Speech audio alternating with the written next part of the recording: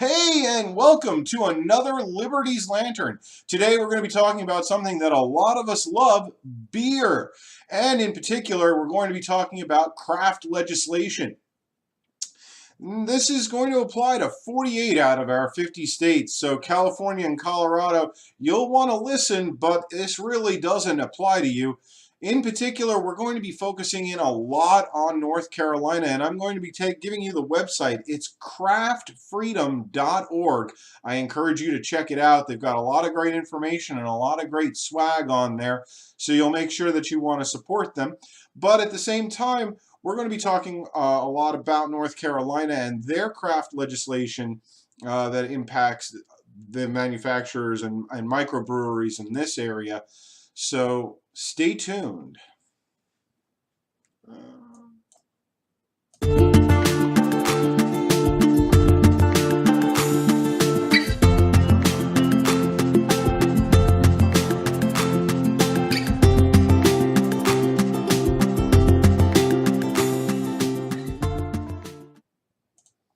And we're back. Okay, I'm actually going to share my screen with you right now because I want you to see the website.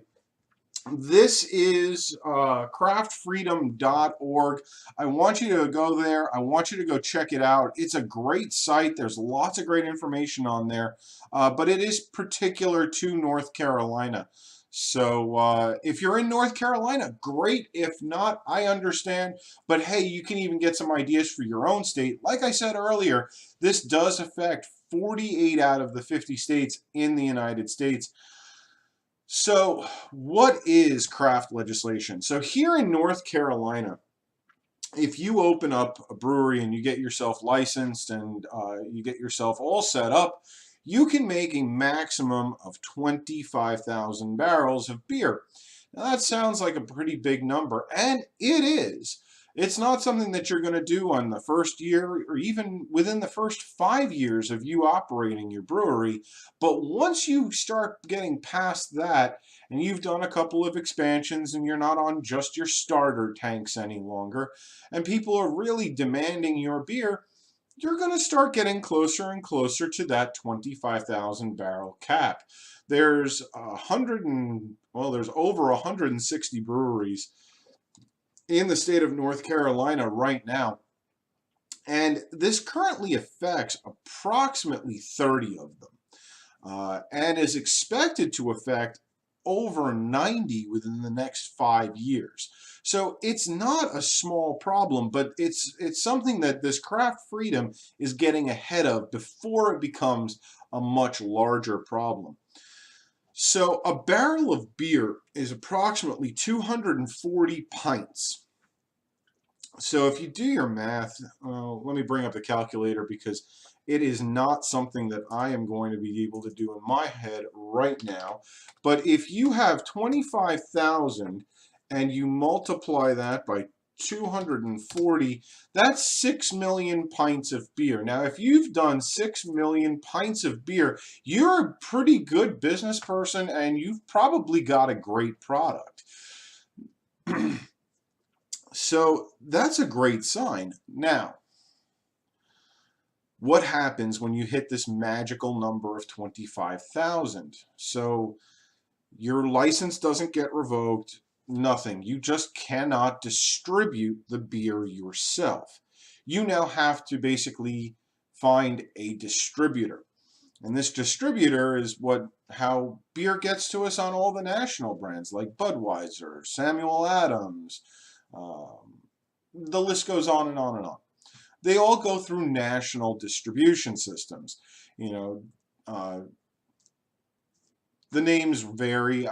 I grew up on Long Island, New York, and hey, Claire Rose is well known as the beer distributor up there. Down here, it's another family name. It goes around the country, and they're all broken up regionally. And for the national guys, because they sell millions of barrels of beer every single year, it makes sense for them. But when you're selling 25,000 barrels and you're about to cross that threshold, you now have to get into contractual agreements with a distributor. Doesn't sound like it's all that big of a deal, but how these laws and how these rules apply is actually where the devil in the details lives. Because once you partner up with a distributor, it's more binding than marriage legally. It's easier to divorce someone than it is to get rid of your distributor or change your distributor. So if you have an individual or a group or a company that's distributing your beer, great, that's phenomenal. Let's say all of a sudden they're not doing their job in getting your product placement, they're not helping you with promotions or whatever. They're not getting across your message any longer. They're not doing the job that you need to have done. So that's a problem. And if that situation arises, you can't do anything about it because they're not just a company that you've hired. They're actually part of your company without actually being part of your company. I know it sounds crazy, but that's exactly the way this works. So the other problem is the cost. Well, actually, before we even get to the cost, you've grown your business to sell 25,000 barrels, 6 million pints of beer. You didn't get there by not having distribution systems. You have distribution. It's something that you already have in your system. Well, what happens to that distribution system? All the trucks that you've bought, all the people that you employ are no longer allowed to work for you. And these distribution companies have their own trucks, they have their own people, and the chances are that they're not going to buy your trucks and they're not going to hire your people. So these people are out of a job. So that's the first hard point right there. The second thing is they want a cut of the money. So you've been making money on your beer. You're selling it at, let's say, $10, $12 a six pack. So about $2, let's say $12. It's $2 a bottle of beer. And there's a percentage that the grocery store or the bar or whatever they get, and then you get the remainder. Well, now there's a middleman. And not only do they have trucks and people, but they have their own leadership and their own CEO and their own bosses and all of that. And they need to be paid, and they have their own management, and they have all this and that. It's a separate company. It's a separate entity unto itself. So there's a duplicity of structure in essence. So you've got to pay for their structure. And you're not allowed not to pay for their structure. So that's a problem. I know. I'm sorry. We're talking about beer and I'm drinking water. I'm a really bad person. I should be drinking a beer. But so yeah, you get that point that you're paying for this duplicity of structure. So you've made it to that magical number of 25,000. Well, for you to retain your level of profit, you have to ramp production from 25,000 barrels to almost 40,000 barrels overnight, not to lose any of your profit margin. And this is coming from the breweries themselves. They've done the numbers. They've figured it out. So that's a huge problem. Because now you're going to be, yes, you're going to be able to serve a larger market. There's more people out there and all of that. But that type of growth, that type of investment in growth is not easy. I mean, you're virtually doubling your production to maintain your profit levels. it's ridiculous. It's not something that's doable, financially speaking.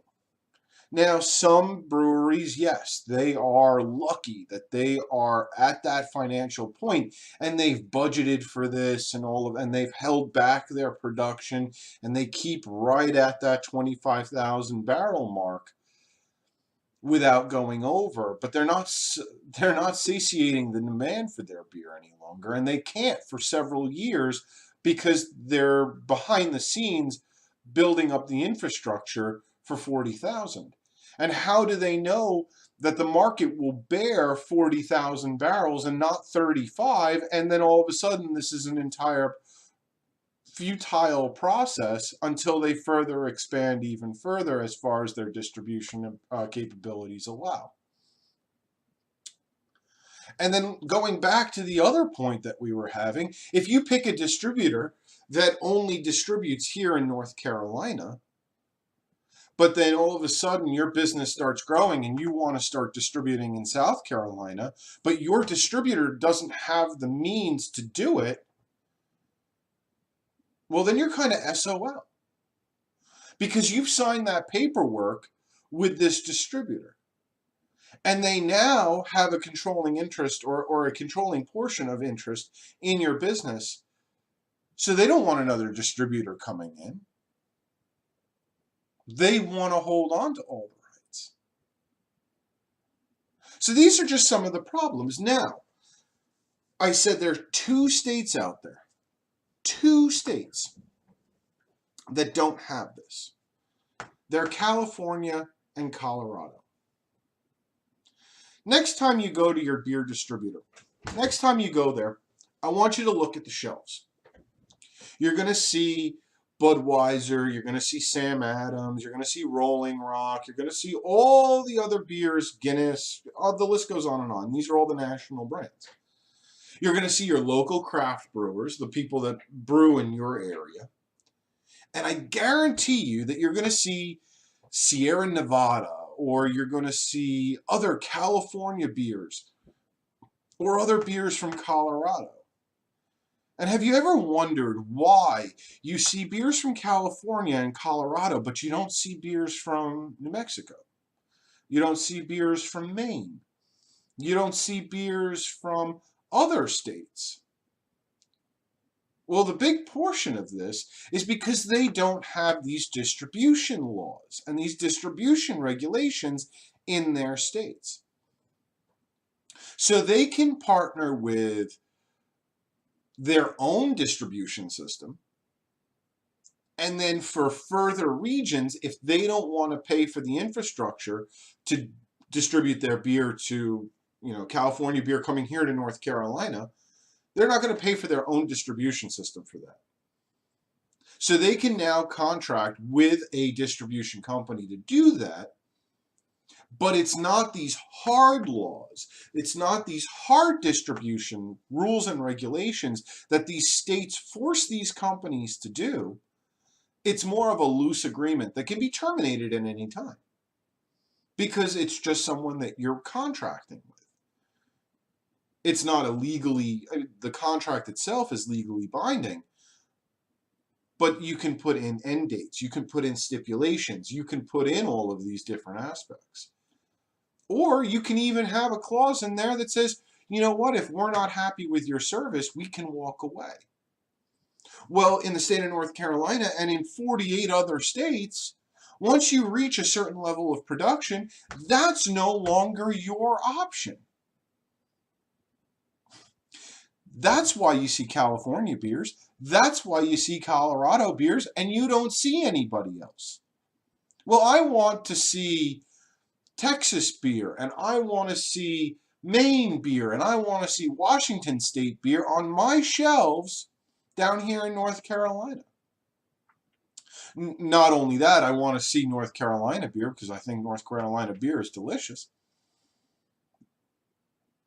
But if you're watching this show in Tennessee, or you're watching this show in Virginia or South Carolina or New York, you're never going to know what a North Carolina beer tastes like unless if you come down here to North Carolina. And that's a problem. That's the crux of the issue. They're holding all of these companies down and they're restricting them and they're not allowing them to grow. Now, is that going to happen tomorrow? No. Like any business model, they have to develop it. It needs to grow on its own. It's like a plant. Remember Friedrich Hayek, all economics is organic. Well, that business needs to grow. Unfortunately, the state, in this case North Carolina, is coming around with their pruning shears and they're cutting down the tree to make sure that it retains this 25,000 barrel cap. And that is a problem. The Libertarian Party of North Carolina has partnered up with craftfreedom.org to make sure that they're getting help out there. It's a sister organization. And I'm going to show you that website too, because you know what? I think it's important. And hey, you can order your t-shirts here. Make sure you go and order your t-shirts. Come on, everyone wants a shirt that says free beer on it. And you're helping a good cause. So even if you're not in the state of North Carolina, you can order one of these t-shirts. And I think that's really important. So this is lpnc.org/support_north_Carolina_4_free_beer. And 4 is actually FOR, not the number 4. But yeah, this is really important, people. This is something that this affects our beer drinking. I mean, come on. We all love beer, right? So I want you to go to the website. I know this one's a really short show. My gosh, I'm only at 18 minutes. We've kind of talked about the highlights here. We've talked about the impacts. So this is a really short one. Hey, you don't have to listen to me drone on for 30 minutes. Isn't that a great one? Check out the websites. That gives you more time to check them out. Click on support. Buy a t-shirt. Really great stuff. And let's make it happen for them. I mean, let's support our businesses, our local businesses in here in North Carolina. Find out what legislation is in your state if you're not in North Carolina, and support that legislation, because I'm sure there's a similar movement, or there's a similar movement about to begin, or maybe this is your call to action to actually start the movement in your state too. Start partnering up. Go to your local craft breweries. A lot of them do tours. A lot of them have tasting rooms. So definitely check them out. It's only a Google search away. Really important. And find out what legislation is affecting them. And this is a really easy, free the market kind of thing, somewhere where we can all start, where we can all agree. So you have a great one, great Sunday, and I will see you again next week, where we've got another topic talking about liberty, freedom, and everything in between. You have a great one. Bye.